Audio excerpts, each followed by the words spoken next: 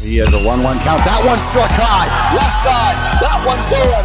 That's out of here off the race. You have to be kidding me.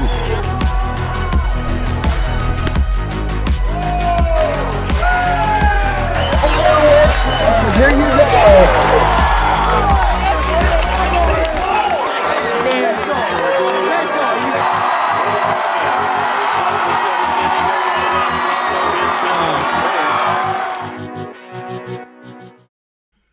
And welcome in, everybody, one and all, to High and Tight, again, the flagship show, part of the IA Baseball Network, as we continue to roll along with another great week. Hope you're having a great time out there, and I say that because we are about to have a great time in the studio here. Again, I'm Andrew Brown, alongside my co-host, Noah Jansen, as we have a very special interview here, a special conversation. And it really stems from the Strike Out the Stigma event happening in Cedar Rapids May 3rd through the 6th.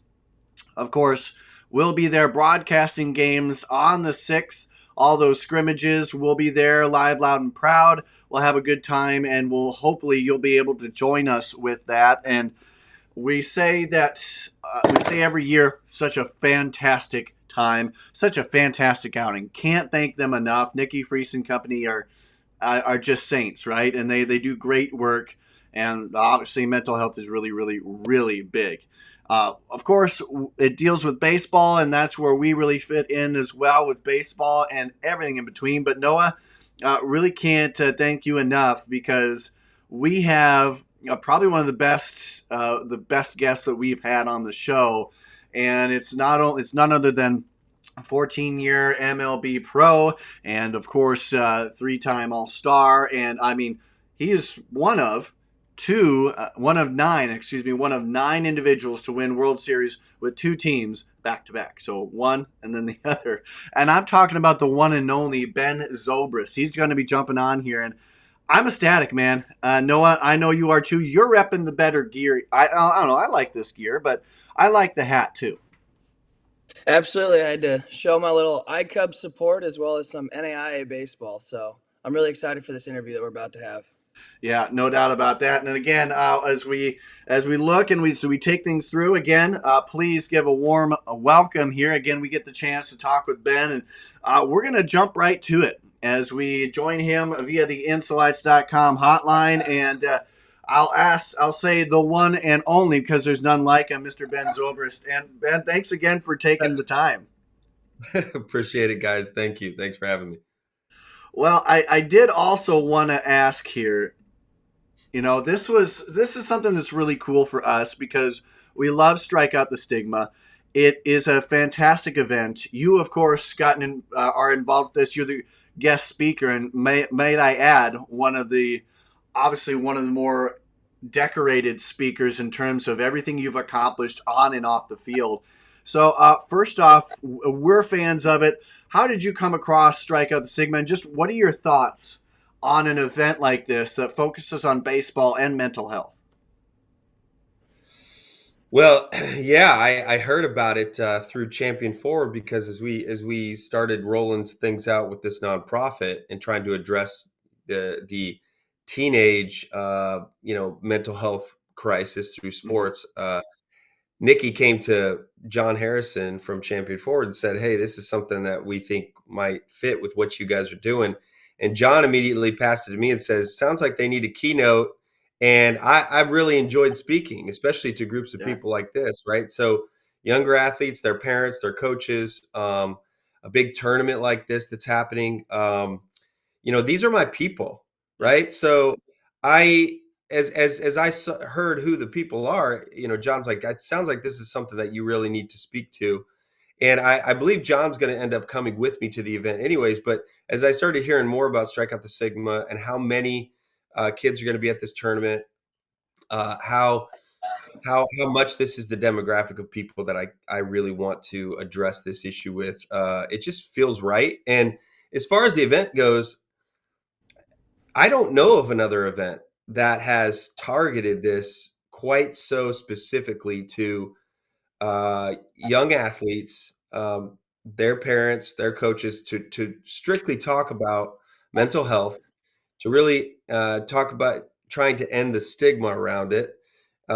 Bringing a guy like me in who has played sports a lot of my life and dealt with my own mental health challenges at times, to get a chance to share my story. I mean, I jumped at the chance, right? This is a opportunity. It seems like really powerful opportunity to really speak into a group of people that I wish I would have heard an athlete talk about these types of things when I was younger. Yeah, and it again, I can't thank enough Nikki Freese and company for doing this and putting this on.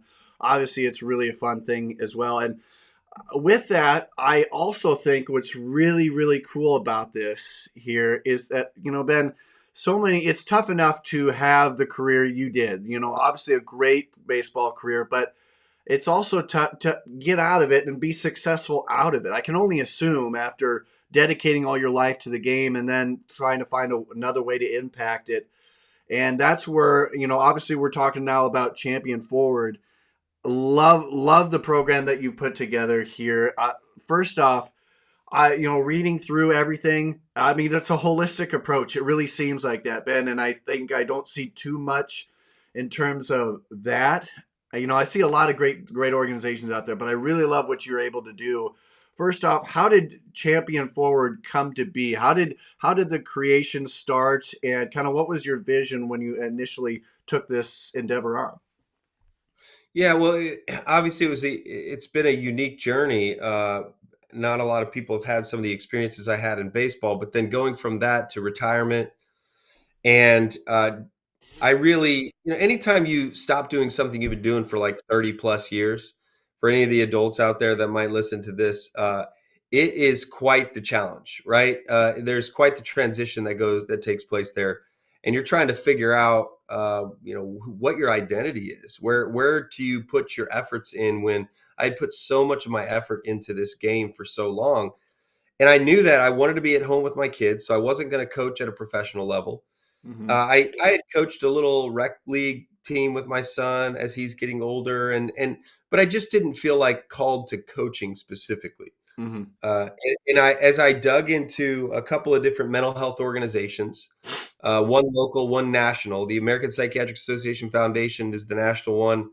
Refuge Center for Counseling here locally in Franklin, Tennessee, where I live. These are organizations that are doing really great work, not just in the therapeutic one-on-one therapy realm, but also in the community realm. Yep.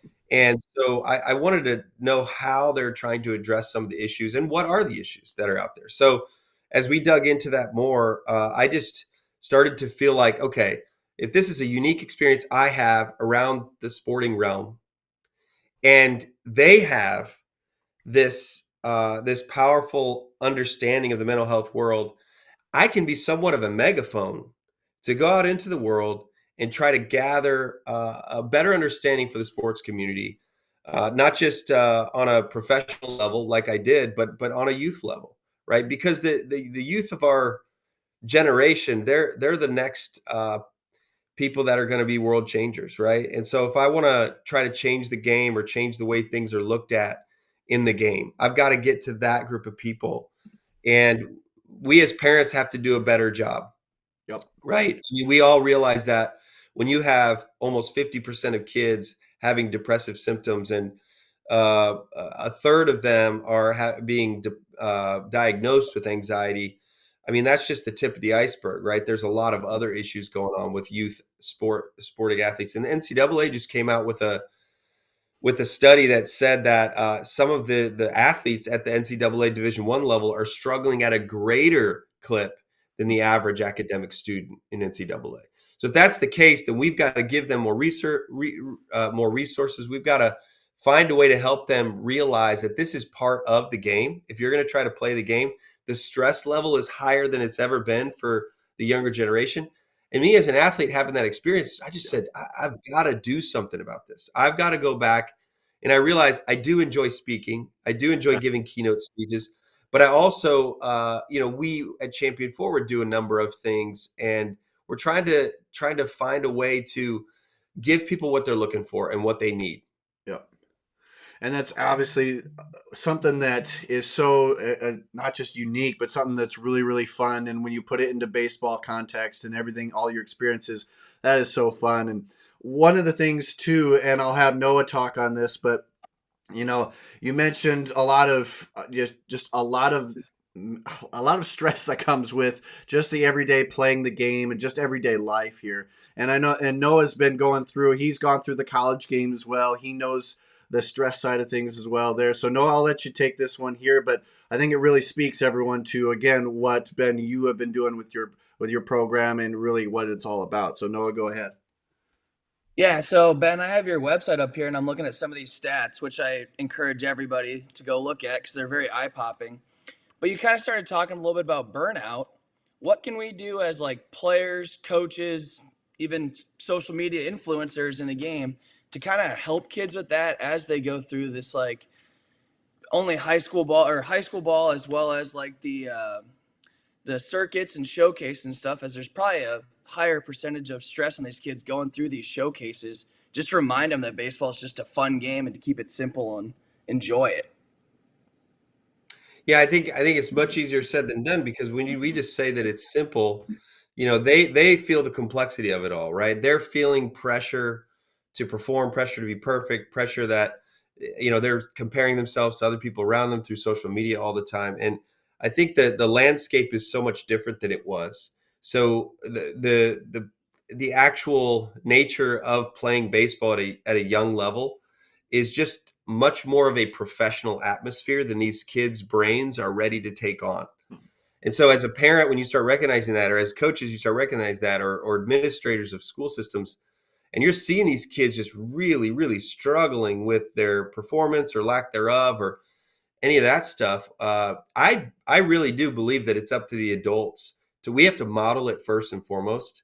If we don't start to model good mental health care for ourselves, if we don't start to create a level of self-awareness, create a level of balance in our own lives with work, family, play, all those things, a level of being connected on a real authentic level with this younger generation, which I get it is really hard to do. But I think the parents and the coaches, the older generation, it's up to us to model it and then to talk about it and to be vulnerable and to be transparent. And when we start to do that, it is really interesting to see kids start to realize it's actually okay to struggle and still perform. It doesn't mean you have to quit. It doesn't mean that there's something wrong with you. We become vulnerable with each other. And the interesting thing about that is you actually start to become more connected. And really, what at the end of the day, what you really want out of all of this is you want quality relationships. And even if you're a young athlete, just hear me out on this. At the end of the day, you can win all the championships that you want, but it does not matter. What matters are the relationships because they're going to go on, they're going to move on. And that's the legacy that you will have. It will be far less about what you did on the field and far more about how you made people feel. Yeah, really, really well said. I absolutely love that.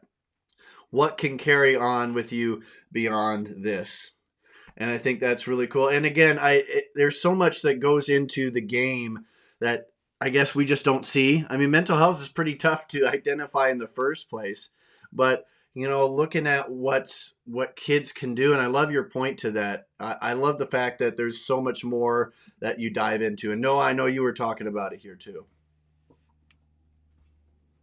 Yeah, I mean, I just really appreciated that answer. So that was a lot of great stuff. And I hope we can all, as adults, take that information and kind of pass along to the kids. As you mentioned, it's kind of as us because they're looking up to us as coaches. And even on Andrew's side on the social media, they're going to see these things and kind of wonder where they're at. So that was a really good answer that I really appreciated. Well, one of the things that we do at Champion Forward is try to help provide the space and the structure, help create that with the parent, with the coach, and Yeah. or with the administrator who's trying to do this for their school system. We know how hard it is to try to care for all these kids all at the same time or coach all the kids at the same time. And many of you that have multiple kids in your family, you have jobs and you've got other things that you've got to handle. And then, every kid is different, as we know, right? So a lot of a parent's job is providing that safety and that structure and that security at home or on the or within the team or within the school system. And sports in and of themselves are not really a safe place. I mean, the performance is necessary. It's called a zero sum game, which is if you win, I lose, and that doesn't always feel good. It's not going to feel good, and there's always like this, especially with baseball. There's this pitcher hitter. Whoever wins, the other person loses, and you really feel that, and it's kind of in front of everybody, right? Everybody's watching you all at that moment, and you can feel really bad about that, or really amazing about it. Yeah. That's something. It's something that we love. But when there's that kind of pressure emotionally that kids are feeling, and it's not just there on the field; it's off the field now. I'm looking at my errors on Game Changer on a regular basis. I'm looking at my stats, going, "Oh my gosh, look at how I compare," and I'm not doing as well as I wanted to do, and it's so. I mean, it's hard as a professional. I remember having to step up to the box, and you look up at the scoreboard and every number that you've ever done that year is right there. Like you just that sometimes hurts. You can feel too much pride around it if you're having a great year, but you can also feel too much shame around it if you're having a terrible year. And I think as a parent and as a coach, it is really necessary for us to help them reframe the failure. We have to help them understand that there are resources to work on the mental health side of things just as much as, or the mental skills side of the game, just as much as the physical. And while our organization is not a mental health organization, but what we do provide is mental and emotional skills that do lead towards mental health. And that's what we'll say is we're not practitioners, we're not therapists, we are connected to a lot of great ones, Yeah. but they're helping us help you reframe things and helping us give you guys the pathways, the younger athletes, the parents, and the coaches. What are some pathways we can take that will help curb the challenge and the pressure and the mental health piece there, but also the brain health piece? I mean, brain health is just such an important part of overall health. And if we don't address some of those things first and foremost, we can do all the physical work we want in the batting cage or on the field or in the weight room, but still it's we're missing a big part of how we can be the best version of ourselves out there. And you mentioned these skills, Ben. And again, Ben Zobrist of Champion Forward, former 14-year Major League Baseball veteran, just overall great guy joining us. And the skills, Ben, when you left the game and even when you were growing up, I mean, as you look back now, what are some of the best skills that either you developed to handle all that or have learned across your time, whether being in Major League Baseball or with Champion Forward? Well, one of the things every great athlete learns to do is they learn to fail Yeah. and get back up again. If you don't get comfortable with failure, that's one of the first things that they have to learn how to do, and not just get comfortable with it. You have to accept that you're going to fail far more than you're going to succeed before you get really great at whatever you're trying to do. And that failure is part of the necessary learning curve. It's part of building resilience in you and grit to keep coming back. I talk about when I speak, I talk about you got to keep stepping back in the box, because the consistency of stepping back in is obviously the most important thing. If you're trying to get better at something, you have to do it thousands and thousands and thousands of times. And oftentimes you're going to be stepping back in not with a lot of confidence because you just failed. You just failed. You just failed. So you got to be consistent with coming back. But I think to do that, oftentimes what kids don't have this today is they don't have a level of self-compassion, which is really a self-awareness piece. It's Yeah. also a mental health piece that we as mental skills coaches in the game don't really talk about, having compassion for yourself. But compassion is the ability to say, you know what, I just screwed it up, but that's okay. I'm not going to beat myself up over this. I can just move on from it. I'm not I made a mistake. I messed up. I didn't do what I was trying to do, but that's okay. It's not the end of the world, and I'm not a terrible player because I did make a mistake, or a terrible person. And we struggle with that. Let's be honest. We Yeah. all, when we make mistakes, we all kind of are really mean to ourselves. We would not say the same things to ourselves to anybody else that sometimes we would say to ourselves. And so those are two really important pieces I talk about with kids that are and parents to help them build that are around resilience that their expectations are so high. Sometimes they have a really hard time doing that. Yeah, and it's good to put things into perspective here again as we talk with Ben Zobrist, a champion forward. Um, I also wanted to ask here, Ben. I love, and I've heard now several episodes of the podcast that you have going on there with Champion Forward. And I love it. Anybody who doesn't hasn't heard of it yet, we'll make sure to put out the link here for you as well. But I love how you seemingly break down a lot of things that, gosh, I wish I would have had in my corner back when I was a high school athlete. Right, all those things that from just self doubt and all that stuff that can really push you forward. And you and your co-host do a great job of making it relatable. I mean, it really does seem like when you're talking about it, no matter what, talking about your experiences over the course of your MLB career, it always seems like there's a relatability piece for everyone to take through. Just take me through the podcast part of it and how fun how fun has that been? Welcome to the media life. But two, what has it been like to have that kind of a platform? Just another way to get it out there. Well, we realized that if we want to be a megaphone, there's a couple different ways to do that. Obviously, I can go do it doing some speaking events Mm-hmm. and anywhere that I get to show up and share. But I have a busy life too, like everybody else. And so, how can we start to get more of the word out as much as possible? And obviously, a podcast is a way that a lot of people do that. But I like it so much because John and I have a great banter. I enjoy talking to him, and he's a really, really sharp. He's a very sharp co-host, and he's really gifted, I think, at what he does. And Mm-hmm. his sense of humor is amazing too. But beside that, we get to talk about things that we're already passionate about. We're already passionate about putting these things into place in our own personal lives. We look back on our sports experience and say, wow, this is stuff we really wish we would have had. I know it's going to be beneficial for people to listen to us. And then on top of all that, we get to interact with other people that are having different experiences and sharing their stories with us. Man, when you hear story about somebody else's life, you can't help but think of how it could apply to your own, right? So the more we can interact with other people's uh, challenges as well as their victories, I think we gain a better understanding of how we can plug those ideas into our own life. Yeah, and gosh, that relatability piece, absolutely love it to a T. That's something that I think everybody hopefully gets the chance to catch up. And again, we'll make sure that everybody that we put it up on our social media site.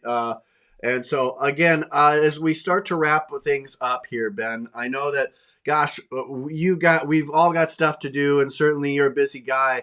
But we did, since we are Cubs fans, we are currently in the Des Moines, Iowa area. So therefore, we're Cubs fans as well as Chicago Cubs fans. And I know obviously Noah's sporting the gear, so I'll let him ask this one here. But we want to just bring some nostalgia back to the Iowa side of things here. Noah? Yeah, of course, being in Iowa, we got our AAA team here, so we've been lucky enough to have some great players come through. So I was just going to ask you about your quick, I think you had a weekend down here for the iCubs at one point. Well, I did back in August of 2019. I definitely spent some time there and got to play for the Des Moines crowd. Now, were they all rowdy? I mean, what was it like being in that crowd? You know what? I just remember the kindness of the Midwest people. You know that. Like I grew up in Yep. Illinois, and Midwest people are just very, very kind and welcoming, and Oh, they sure were for me. And I know it means a lot when any of the guys from the big league club get to come down and do a rehab stint or do anything with the team. And those guys, some of the guys there are going to be the next stars, as you guys know. So yeah. I actually look forward to potentially that day stopping by and saying hi to some of the guys in the clubhouse on my way over to Cedar Rapids, potentially. But that's going to be it's going to be fun. And those guys are always they're always really receptive to any like older players that come in. They want to know, just like a younger player. They're like, hey, give me some little tidbit to work with here. It's Well, been a blessing. absolutely love it here. And again, we see the couple World Series trophies behind you there, Ben. I can't go without. There we go, sporting that. Well, those are absolutely beautiful. Absolutely love those. And I did want to take one last thing to mention them as they're in their glory right there. But Ben, I also wanted to talk just briefly on your thoughts on winning a World Series with again, with the Royals, with the Cubs. What was that experience like going through that here? I know you've talked about there's so much adversity and stuff to go through and fight through, and to be just to be an MLB player, but to be a World Series champion like that and to do it in a different uniform like that. I mean, that's something that's the stuff of dreams. But you made it happen. Can you take us through that experience real quick? Well, 2 times in a row, like you said, there's only a few guys that have ever played ball that have gotten a chance to win a couple in a row like that with 2 different teams. And every team that you play on is different. And so that means that winning with those teams is different. And I have just vivid memories of both of those teams and how they were made up and how those teams interacted to challenges. And if you want me to be specific on 2016, it is the penultimate championship that I think an athlete could have been a part of. Mm-hmm. I feel so extremely blessed that I got to be a part of that particular championship because it hadn't been done in 108 years for the Cubs fans, as we know. I mean, not only is that was the longest running drought of any professional sports team Yeah. ever in the modern sports era. I mean, and when you feel all the pressure of that, and you know that it's crazy and amazing, and then it goes to a game 7, and then it goes to extra innings, and then there's a rain delay, and like everything that took place around that. I mean, and when by the time we won, it was just it was out of this world. I mean, I'm like hugging Bill Murray and Eddie Vedder from Pearl Jam on the field after the game, and it's just really odd, bizarre kind of places you never thought you would be. And went and did Jimmy Fallon and Conan O'Brien and Disney World on a private jet, and it's like I still feel somewhat shocked from the experience of it all.